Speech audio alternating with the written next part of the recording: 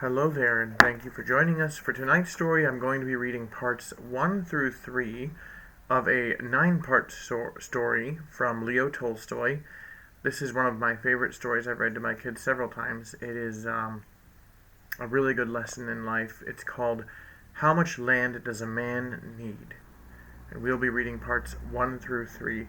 Another night we'll read parts 4, 5, and 6, and then we'll read 7, 8, and 9 together. So this is How Much Land Does a Man Need, parts 1 through 3. An elder sister came to visit her younger sister in the country. The elder was married to a tradesman in town, the younger to a peasant in the village. As the sisters sat over their tea talking, the elder began to boast of the advantages of town life, saying how comfortably they lived there, how well they dressed, what fine clothes her children wore, what good things they ate and drank, and how she went to the theater, promenades, and entertainments. The younger sister was piqued, and in turn disparaged the life of a tradesman, and stood up for that of a peasant. "I would not change my way of life for yours," said she. "We may live roughly, but at least we are free from anxiety. You live in better style than we do, but though you often earn more than you need, you are very likely to lose all you have. You know the proverb, 'Loss and gain are brothers twain.' It often happens that people who are wealthy one day are begging their bread the next. Our way is safer. Though a peasant's life is not a fat one, it is a long one. We shall never grow rich, but we shall always have enough to eat." The elder sister said sneeringly, "Enough! Yes, if you like to share with the pigs and the calves. What do you know of elegance or manners? However much your good man may slave, you will die as you are living, on a dung heap, and your children the same."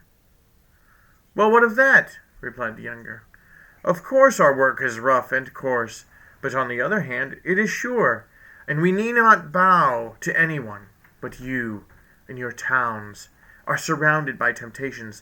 Today all may be right, but tomorrow the evil one may tempt your husband with cards, wine, or women, and all will go to ruin. Don't such things happen often enough?" Pahom, the master of the house, was lying on the top of the oven, and he listened to the women's chatter.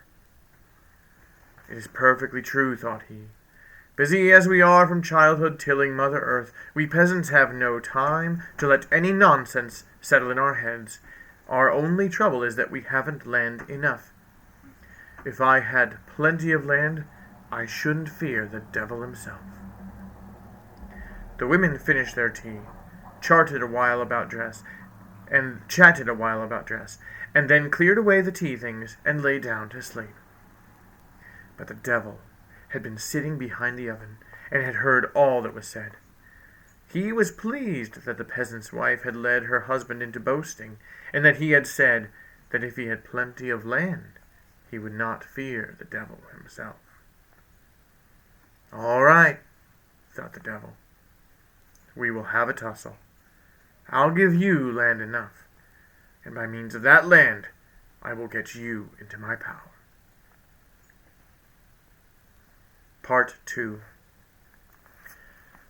Close to the village, there lived a lady, a small landowner, who had an estate of about 300 acres.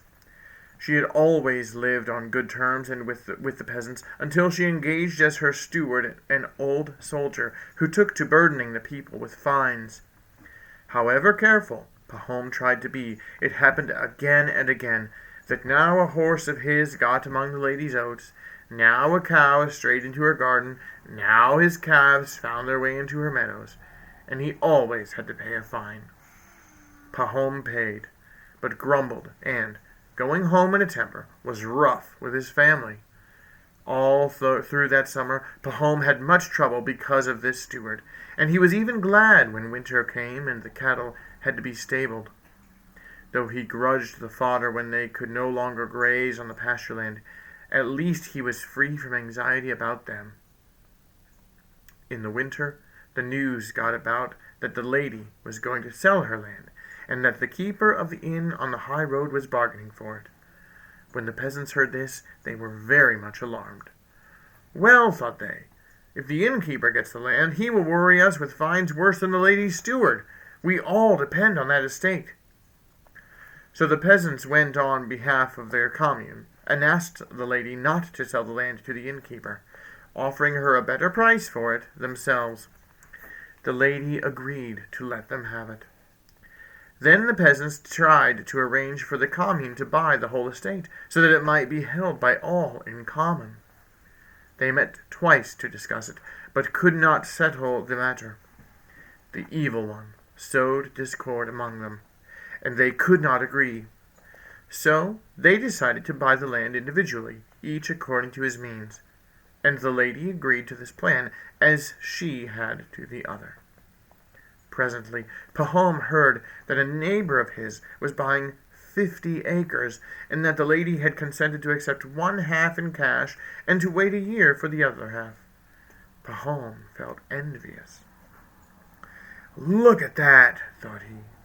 "The land is all being sold, and I shall get none of it." So he spoke to his wife.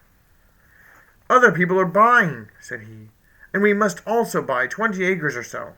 Life is becoming impossible. That steward is simply crushing us with his fines." So they put their heads together and considered how they could manage to buy it. They had 100 rubles laid by. They sold a colt and 1/2 of their bees, hired out one of their sons as a laborer, and took his wages in advance, borrowed the rest from a brother-in-law, and so scraped together half the purchase money.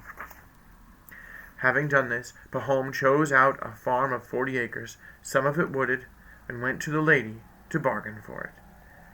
They came to an agreement, and he shook hands with her upon it, and paid her a deposit in advance. Then they went to town and signed the deeds, he paying half the price down, and undertaking to pay the remainder within 2 years. So now Pahom had land of his own. He borrowed seed, and sowed it on the land he had bought. The harvest was a good one, and within a year he had managed to pay off his debts, both to the lady and to his brother-in-law. So he became a landowner, plowing and sowing his own land, making hay on his own land, cutting his own trees, and feeding his cattle on his own pasture. When he went out to plow his fields, or to look at the growing corn, or at his grass meadows, his heart would fill with joy. The grass that grew and the flowers that bloomed there seemed to him unlike any that grew elsewhere. Formerly, when he had passed by that land, it had appeared the same as any other land, but now it seemed quite different. Part 3. So Pahom was well contented, and everything would have been right if the neighboring peasants would only not have trespassed on his cornfields and meadows. He appealed to them most civilly, but they still went on. Now the communal herdsmen would let the village cows stray into his meadows. Then horses from their night pasture would get among his corn. Pahom turned them out again and again, and forgave their owners, and for a long time he forbore from prosecuting anyone. But at last he lost patience and complained to the district court. He knew it was the peasants' want of land, and no evil intent on their part, that caused the trouble. But he thought, "I cannot go on overlooking it, or they will destroy all I have. They must be taught a lesson." So he had them up, gave them one lesson, and then another, and 2 or 3 of the peasants were fined. After a time, Pahom's neighbors began to bear him a grudge for this, and would now and then let their cattle on his land on purpose. One peasant even got into Pahom's wood at night and cut down 5 young lime trees for their bark. Pahom, passing through the wood one day, noticed something white. He came nearer and saw the stripped trunks lying on the ground, and close by stood the stumps where the tree had been. Pahom was furious. If he had only cut one here and there, it would have been enough, thought Pahom. But the rascal has actually cut down a whole clump. If I could only find out who did this, I would pay him out. He racked his brains as to who it could be. Finally, he decided it must be Simon. No one else could have done it. So he went to Simon's homestead to have a look around, but he found nothing, and only had an angry scene. However, he now felt more certain than ever that Simon had done it, and he lodged a complaint. Simon was summoned, the case was tried and retried, and at the end of it all, Simon was acquitted, there being no evidence against him. Pahom felt still more aggrieved, and let his anger loose upon the elder and the judges. "You let thieves grease your palms," said he. "If you were honest folk yourselves, you would not let a thief go free." So Pahom quarreled with the judges and with his neighbors. Threats to burn his building began to be uttered, so though Pahom had more land, his place in the commune was much worse than before. About this time a rumor got about that many people were moving to new parts. "There's no need for me to leave my land," thought Pahom, "but some of the others might leave our village, and then there would be more room for us. I would take over their land myself and make my estate a bit bigger. I could then live more at ease. As it is, I am still too cramped to be comfortable."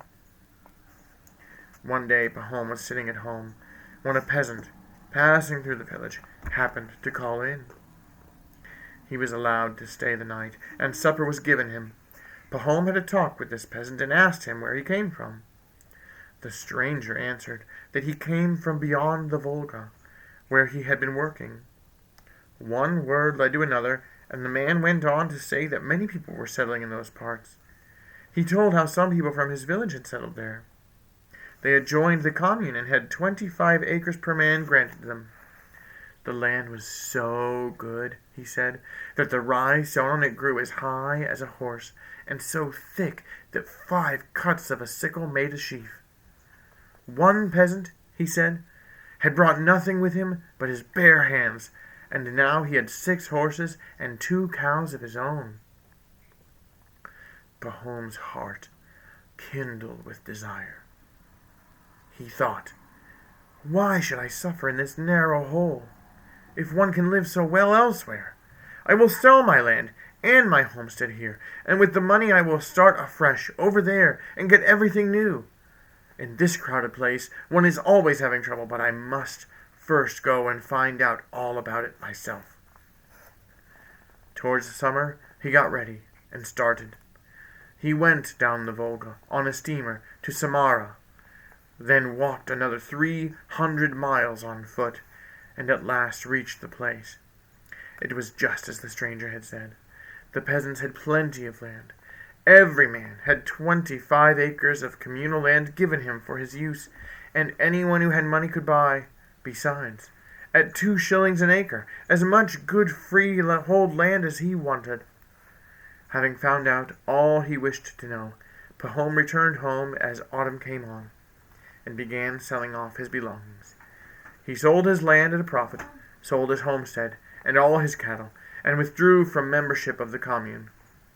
He only waited till the spring, and then started with his family for the new settlement.